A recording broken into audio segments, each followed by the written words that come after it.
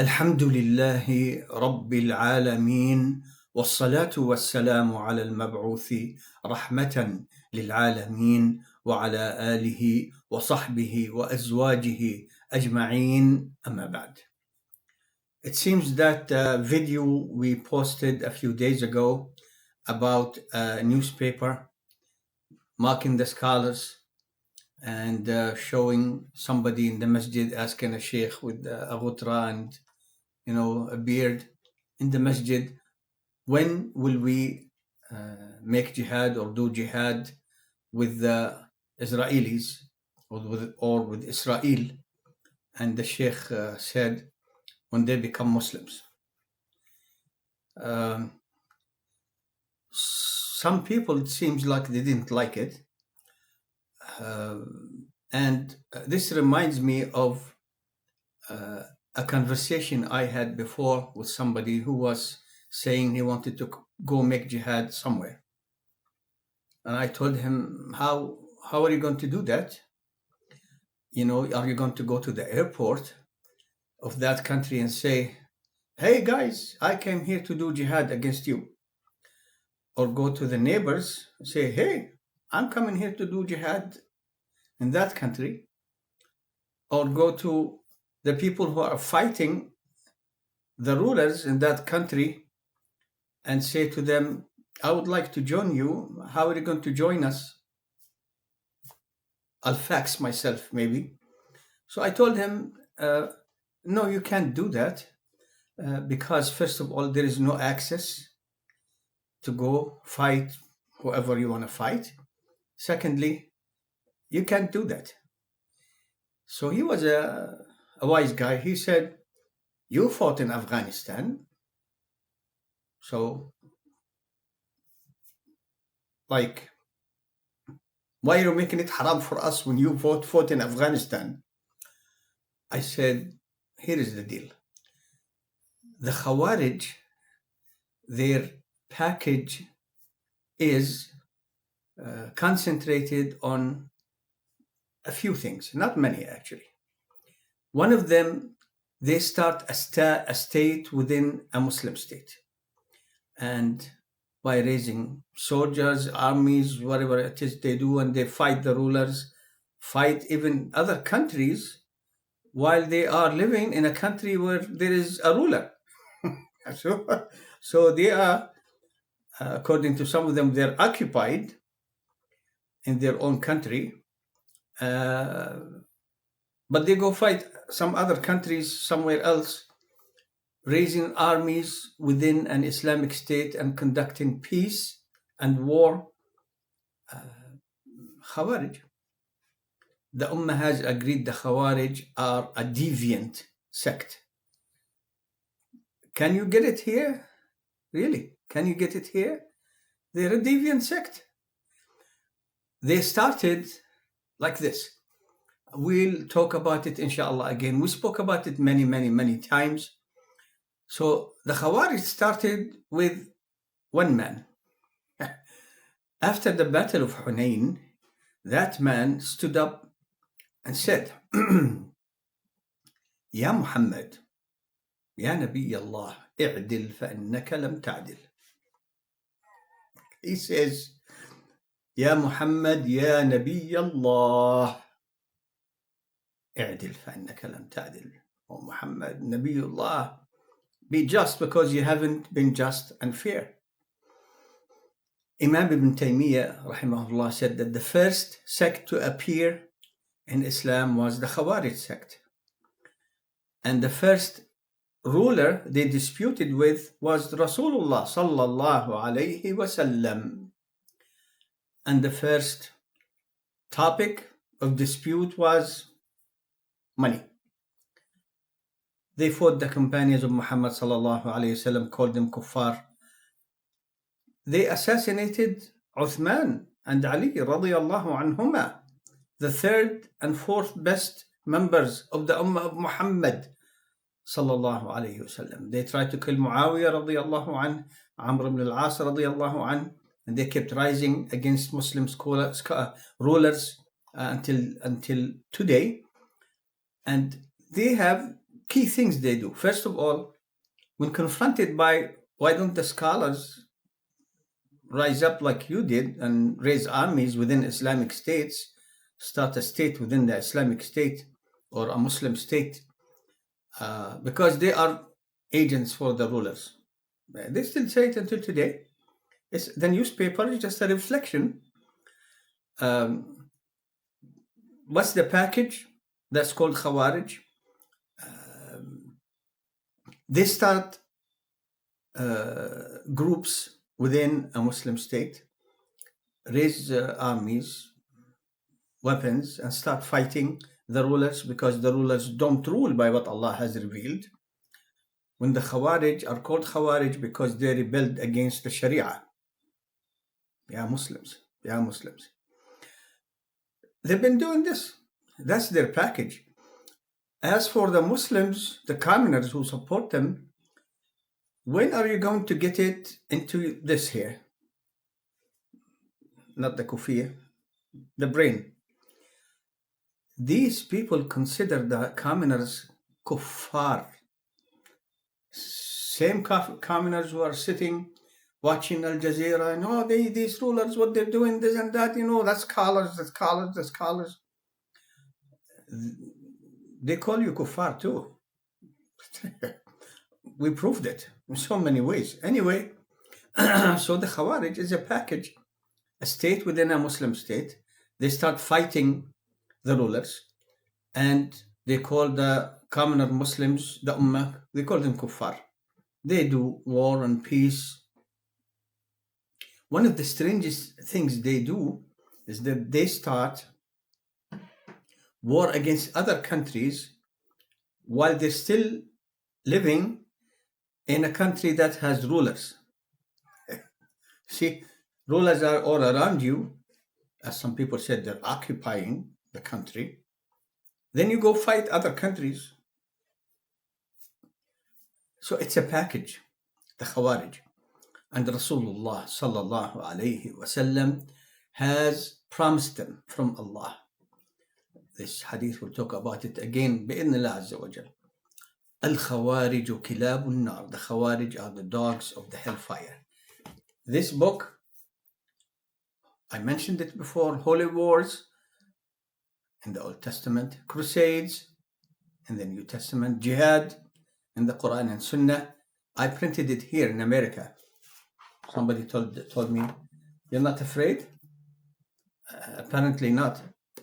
You see, because we uphold the Quran and Sunnah.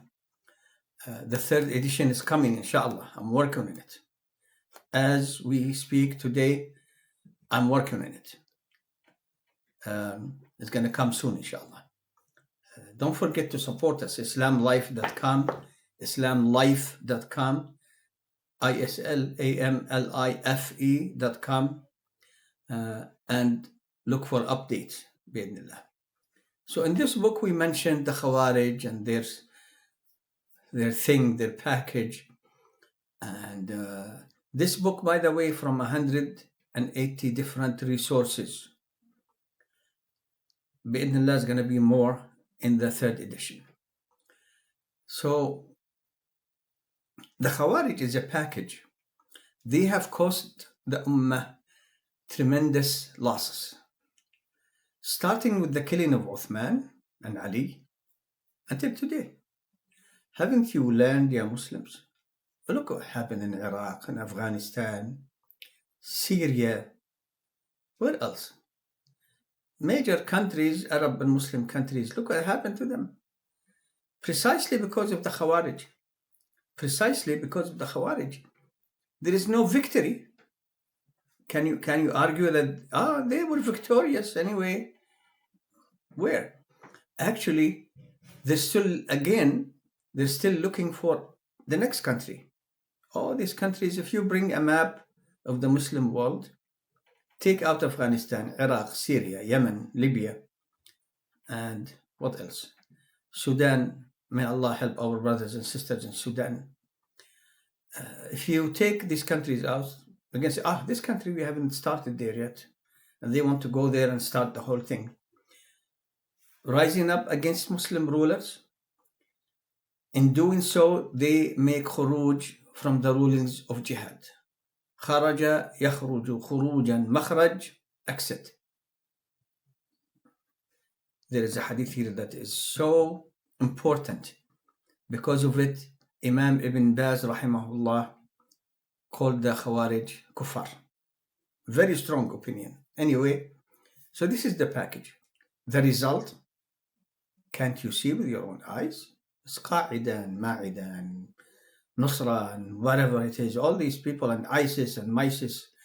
Don't forget Boko Haram and Al-Shabaab, okay? And Hizb al-Tahrir that supposedly started their own group, their entire group, on the premise that we cannot do jihad before the establishment of the Islamic State. It seems like they started in Central Asia. Same thing, same story, same results. And today, where is the success? Where is the victory? It's just death and destruction. So it looks like some people didn't like what I said. Okay, let me tell you something here. A wise guy before told me, you went to Afghanistan, so why are you trying to prevent us from going to other areas to fight? It's because these people don't understand the topic. In Afghanistan, in the early era of Afghanistan, the Muslim Ummah came together, except for a few countries that were ruled by people who are socialist, or whatever it is, even communist, in their demeanor and their hostility to Islam. The Ummah came together to support our Muslim brothers and sisters in Afghanistan against the communist, the Russian communist and the Afghani communist. See? So the Ummah came together.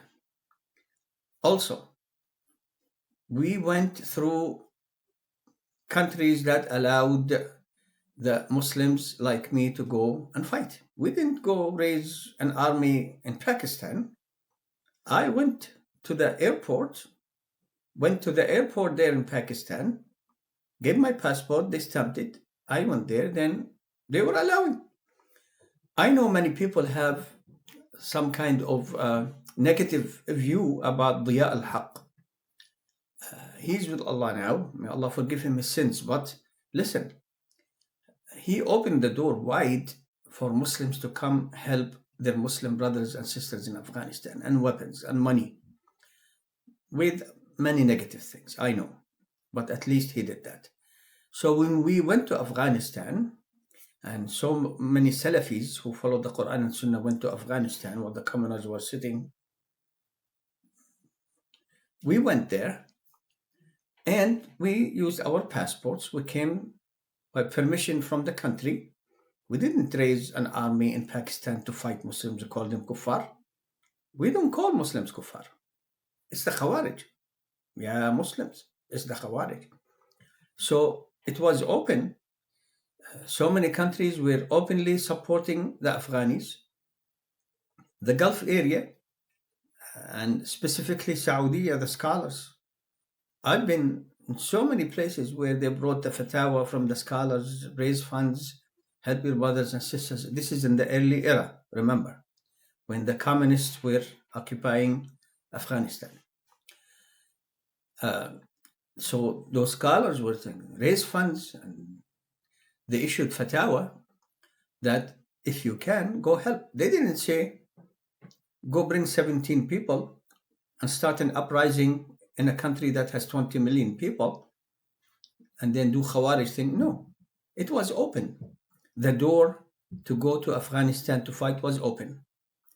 And we went. We did not defy any rulers. I don't consider Diya al-Haq to be a kafir. He was a Muslim, commoner Muslim, and he supported the jihad in many ways. In some other ways, may Allah forgive him. Anyway, we went there by their permission. We didn't rise up against any ruler. And the fight was clear against the communists Russian and Afghan. You understand? Do you understand?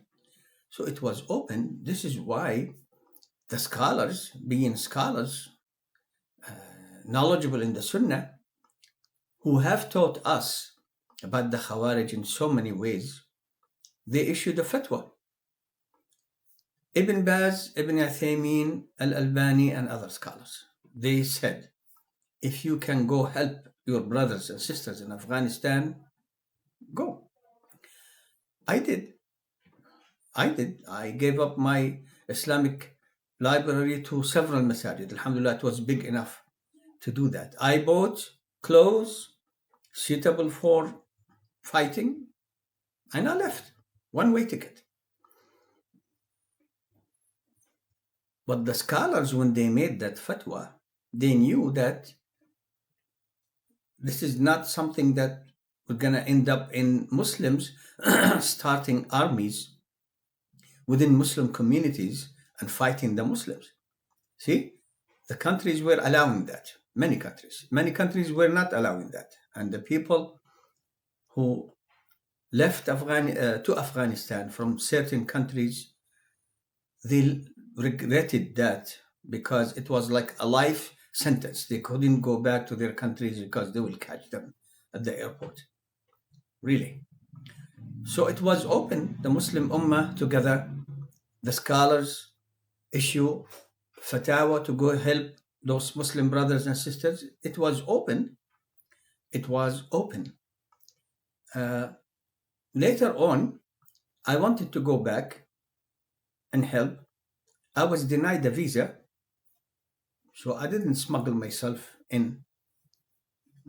The burden of that will be on those rulers who did that. Anyway, so that's the difference. It's a major difference. You're going to go fight in Gaza? You want the scholars go fight Israel? How? You want them to raise funds where? In Bahrain? And send all 17 soldiers to Israel to fight? Let's be serious.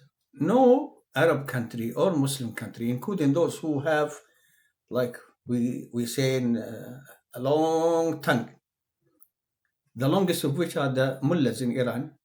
Yeah, the devil, fight Israel, fight, the greatest devil, whatever. Death to Israel, death. They never fought Israel. So how are you going to go to fight Israel? See? The countries around Israel, Eid al-Adha is coming. They will think that you are the goat to be slaughtered for Eid al-Adha. Are you crazy? You're going to go to which country surrounding Palestine and say, I'm going to fight? If you go secretly, they might catch you and it becomes even worse. And if you go secretly, it means you have to be helped by the same package that the scholars of Islam since the beginning of Islam have told us about it. These are deviant people. Same package. Khawarij, who are operating secretly in Muslim countries. So that's a major difference. This is the biggest difference. The countries surrounding Palestine, they don't want to fight Israel. They don't. My name is Jalal Abualrub. How many times I said it? From Palestine, from the West Bank, from the city of Jenin. I'm in America. If there is any kind of solution by those countries surrounding Israel that by force they took back at least a part of Palestine, I will be sitting here. What can I do? So the difference is major. On top of that, strategic. How are you going to fight Israel? How? All these countries that have armies and navies and, planes and guns and tanks and media, they're not fighting Israel. How are you going to do it? Which way are you going to take there? Because I'm going to tell you now, you're a liar. if there is a door open for Muslims to go help their brothers and sisters in Gaza, not necessarily to fight, at least to help these people who are being devastated by the Jews, we would go to help them, not necessarily to fight, because of the age or whatever. And Hamas, thank you very much, didn't leave weapons for the people to defend their lives and their families, let alone water and food and medicine. So there is no way to go there. And therefore, this is number one. Number two, you can't go on your own, start war and peace with anything. It is not up to you. It's up to the rulers. The rulers, they don't do it. They carry the burden on their shoulders. But realistically, how are you going to get there? We got into Afghanistan easily, in and out, in and out. I raised funds for them. And when they started fighting each other, I left. I didn't go there to kill Muslims. And I was a foot soldier. I didn't want to stay there even 1 minute after I realized that the Muslims were fighting each other. So I left. La ilaha illallah. But we were allowed to go there. See, there was a door. We didn't have to resort to the Khawarij ways and means so I can end up there, because I don't want to end up in hellfire. Don't tell me that, courage and courageous. Where did you fight? See?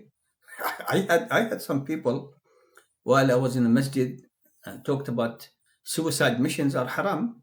They're haram. This is suicide, haram. The scholars of Islam, even the Shia, agreed, even the Shia, that killing yourself takes you out of the religion.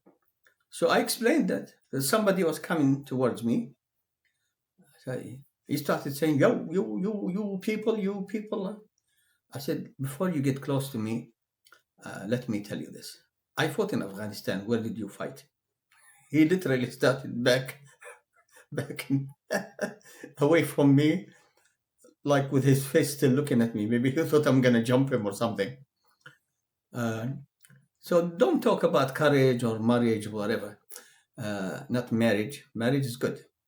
But courage rhymes with marriage and any other edge you can add there. But listen, Afghanistan was different. The Ummah agreed. The scholars issued fatwa, and the door to go fight the communists was open. To do this today, especially with regards to Gaza, you will not be able to do it, because the countries surrounding Palestine, they do not want to fight Israel, because they know if they fight Israel, they're going to fight the West. And they don't want to fight Israel. Is this a big discovery? I discovered it way before this time, when I was young. The Arabs don't want to fight. But it's not only the Arabs. What about the Muslims from Indonesia to Morocco and everything in between? So many armies and navies, they're not fighting Israel. Do you want the scholars go raise fire? How?